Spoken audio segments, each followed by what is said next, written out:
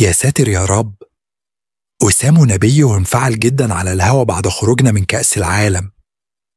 يا جماعة، إيه اللي بيحصل ده؟ أنا مش فاهم. أنا مش عارف أقول إيه بصراحة. كل مرة نفس القصة، نفس الأخطاء، نفس النتيجة. مش معقول. أنا تعبت جدا. مش كل مرة هعتذر، مش كل مرة هقول آسف. لازم يكون في وقفة، لازم يكون في تغيير حقيقي. مش بنتعلم، عمرنا ما اتعلمنا. بنرجع تاني لنفس الدايرة، دائرة الإحباط، دائرة الخيبة. أنا مش عايز ألوم حد، بس لازم نتكلم بصراحة. لازم نعرف إيه المشكلة الحقيقية. هل هي في اللاعبين؟ هل هي في الجهاز الفني؟ هل هي في الاتحاد؟ مين المسؤول؟ لازم نعرف.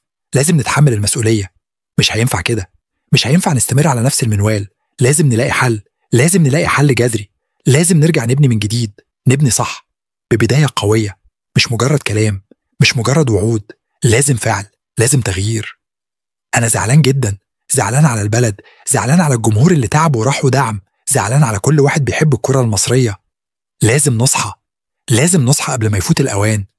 مش كل مرة هنعتذر، مش كل مرة هنقول معلش.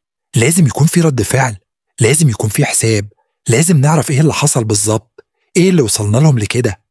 أنا مش عايز أقول أكتر من كده، بس لازم تكونوا عارفين. لازم تعرفوا إن في ناس بتتألم، في ناس زعلانة، وفي ناس عايزة تشوف منتخبها أحسن حاجة. منتخب مصر ده مش مجرد فريق، ده رمز، ده أمل.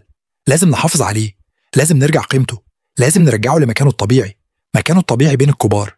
مش مجرد مشاركة والسلام، لا، مشاركة تشرف، مشاركة نفتخر بيها. مش مشاركة بنرجع منها زعلانين، زعلانين وساكتين. لا، مش هنسكت تاني. لازم نتكلم، لازم نقول رأينا، لازم نتحرك. مش كل مرة هنعتذر. خلاص، كفاية. لازم نتغير.